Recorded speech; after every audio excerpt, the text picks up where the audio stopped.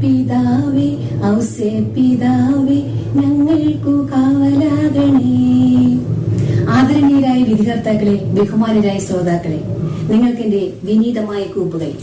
ഞാൻ ജെസ്സി ജിജി. ഞാനിവിടെ പറയാൻ പോകുന്നത് തിരുക്കുടുംബത്തിന്റെ കാവൽക്കാരനായ വിശുദ്ധ ഔസേപ്പിതാവ് നമ്മുടെ കുടുംബത്തിൽ എന്നതാണ്. സ്പഷ്ടമോതുന്നുണ്ടന്യർക്കായി ജീവിക്കാൻ ഹൃൽസ്പന്ദ വ്യാജത്താൽ അന്തരാമി. അതെ, തിരുക്കുടുംബത്തിന്റെ പാലകനായ വിശുദ്ധ ഔസേപ്പിതാവ് തന്റെ ഹൃദയത്തിൽ കുടികൊള്ളുന്ന ദൈവത്തോട് ഉറക്കത്തിൽ പോലും സമ്പർക്കം പുലർത്തിയിരുന്ന ആളാണ്. അതുകൊണ്ട് തന്നെ ദർശനങ്ങളെല്ലാം ലഭിച്ചിരുന്നത് സ്വപ്നത്തിലാണെന്ന് വിശുദ്ധ മത്തായി എഴുതിയ സുവിശേഷം 1-ാം അധ്യായവും വിശുദ്ധ ലൂക്കാ എഴുതിയ സുവിശേഷം 2-ാം അധ്യായവും വായിക്കുമ്പോൾ നമുക്ക് മനസ്സിലാകുന്നതാണ്. ഔസേപ്പിതാവിനെ കുറിച്ച് രസകരമായ ഒരു കഥയുണ്ട്. മറിയത്തിന് 12 വയസ്സായിരിക്കുമ്പോൾ അവൾക്ക് വിവാഹ നിശ്ചയം നടത്തുവാൻ വേണ്ടി അനുയോജ്യരായ വരരെ കണ്ടെത്തുവാൻ പുരോഹിതന്മാർ ദേവാലയത്തിൽ യുവാക്കന്മാരെ വിളിച്ചുകൂട്ടി. അപ്പോൾ അവിടെ ആശാരിപ്പണിക്ക് വന്നിരുന്ന ഔസേപ്പിതാവ് അവിടെ എന്താണ് നടക്കുന്നതെന്ന് കാണാൻ അതിന്റെ പുറകിലായി ഒരു ദണ്ഡും പിടിച്ചുകൊണ്ട് വന്നു നിന്നു. പെട്ടെന്ന് ഔസേപ്പിതാവിന്റെ കയ്യിലിരുന്ന ദണ്ട് ലില്ലിപ്പൂക്കളായി പൂക്കുകയും അതിൽ നിന്നും ഒരു മാലാഖ പറന്നു വന്ന് ഔസേപ്പിതാവിന്റെ തലയുടെ മുകളിൽ വന്ന് നിൽക്കുകയും ചെയ്തു. ഇത് കണ്ട പ്രധാന പുരോഹിതൻ ഔസേപ്പിതാവിനെ അരികിലേക്ക് വിളിച്ച് ഔസേപ്പിതാവാണ് മറിയത്തെ വിവാഹം ചെയ്യേണ്ടതെന്ന് അറിയിക്കുകയുണ്ടായത്രേ. താൻ വിവാഹ നിശ്ചയം ചെയ്ത മറിയം താൻ അറിയാതെ ഗർഭിണിയായിരിക്കുന്നെന്ന വാർത്ത തെല്ലൊന്നുമല്ല ഔസേപ്പിതാവിനെ വേദനിപ്പിച്ചത്. വിശുദ്ധ മത്തായി എഴുതിയ സുവിശേഷം 1-ാം അധ്യായം 20-ാം വാക്യത്തിൽ പറയുന്നു, ദാവീദിന്റെ പുത്രനായ ജോസഫ് മറിയത്തെ ഭാര്യയായി സ്വീകരിക്കാൻ ശങ്കിക്കേണ്ട, അവൾ ഗർഭിണിയായിരിക്കുന്നത് പരിശുദ്ധാത്മാവിനാലാണ്.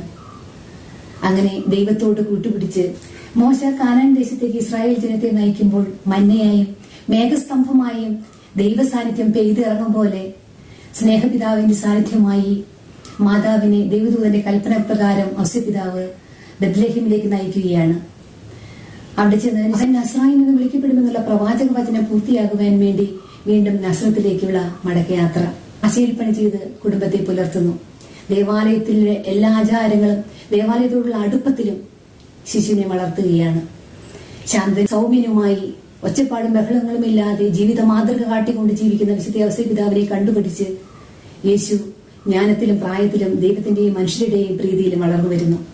അങ്ങനെ തന്റെ കടമകളെല്ലാം നിർവഹിച്ചതിന് ശേഷം യേശുവിന്റെ മടിയിൽ കിടന്ന് മരിക്കുകയാണ് അത്രേ ഔസേപ്പിതാവ് ചെയ്തത്. അതുകൊണ്ട് തന്നെ വിശുദ്ധ ഔസേപ്പിതാവിനെ നന്മരണക്കാരുടെ മധ്യസ്ഥൻ എന്ന് വിളിക്കപ്പെടുന്നതിൽ യാതൊരു ആശ്ചര്യവുമില്ല. ജാൻ എന്ന ഗ്രന്ഥകാരൻ ഔസേപ്പിതാവിനെ കുറിച്ച് എഴുതിയ the shadow of the father എന്ന ഗ്രന്ഥത്തിൽ ഔസേപ്പിതാവിനെ കുറിച്ച് പറയുന്നത് സ്നേഹപിതാവിന്റെ സ്മരണ ഉണർത്തുന്ന നിഴൽ എന്നാണ്. ഫ്രാൻസിസ് മാർപ്പാപ്പ 2020 പുറപ്പെടുവിച്ച തന്റെ അപ്പസ്തോലിക ലേഖനത്തിലും ഇതുതന്നെ പരാമർശിക്കുന്നുണ്ട്. അധിനിവേശങ്ങളും ആധിപത്യങ്ങളും ഇല്ലാതെ ശാന്തനായി ദേവാലയത്തോടുള്ള അടുപ്പത്തിലും പ്രാർത്ഥനയിലും തിരുക്കുടുംബത്തെ നയിക്കുന്ന വിശുദ്ധ ഔസേപ്പിതാവിനെ പോലെ ആയിത്തീരുക എന്നുള്ളത് അത്ര എളുപ്പമുള്ള കാര്യമല്ല.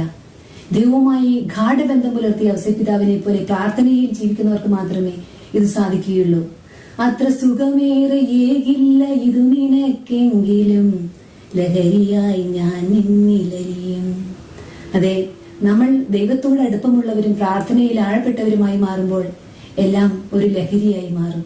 നന്മ നമുക്കൊരു ഹരമായി മാറും. ഇന്ന് ആധുനികതയുടെ നവീന സംസ്കാരത്തിൽ ശിഥിലമായി കൊണ്ടിരിക്കുകയാണ് കുടുംബ ബന്ധങ്ങൾ.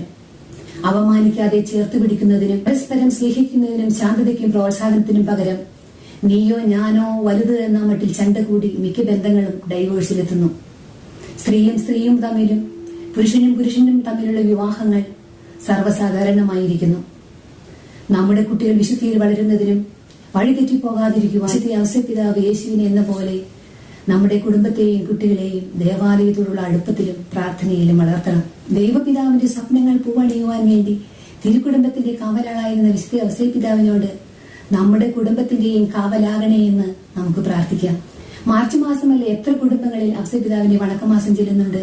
ഔസേപ്പിതാവിനെ പോലെ ദേവാലയ ആചാരങ്ങളോടും കർമ്മങ്ങളോടുമൊക്കെ നമുക്ക് കൂടുതൽ ആഭിമുഖ്യമുണ്ടാകണം. പ്രാർത്ഥനയിൽ നമ്മൾ കൂടുതൽ ആഴപ്പെടണം. അപ്പോൾ വൻ മഴപ്പെയ്ത്തുകളിൽ മരങ്ങളിലൂടെ ഒഴുകുന്ന ജലധാര നിങ്ങൾ കണ്ടിട്ടില്ലേ? അതുപോലെ ദൈവകൃപ നമ്മളിലേക്ക് ഒഴുകും. നമ്മളും ദൈവസ്നേഹത്തിന്റെ കടലാഴങ്ങളായി മാറും. അങ്ങനെ ഔസേപ്പിതാവിനെ പോലെ നന്മയുടെ പാദമുദ്രകൾ പതിപ്പിച്ച് ചരിത്രമുണ്ടാക്കി ഈ ലോകത്തു നിന്നും കടന്നു പോകുവാൻ നമുക്കുമാകട്ടെ എന്ന പ്രാർത്ഥനയോടെ വിശുദ്ധിതനില്ലേ നീതിമാനേ ഞങ്ങൾ തൻ കുടുംബത്തിൻ കാവലാകണേ. ആമേൻ. ഇത്രയും നേരം എന്നെ സേവിച്ചുകൊണ്ടിരുന്ന നിങ്ങൾക്ക് എല്ലാവർക്കും നന്ദി. നമോവാദം. ജയ് യേശു.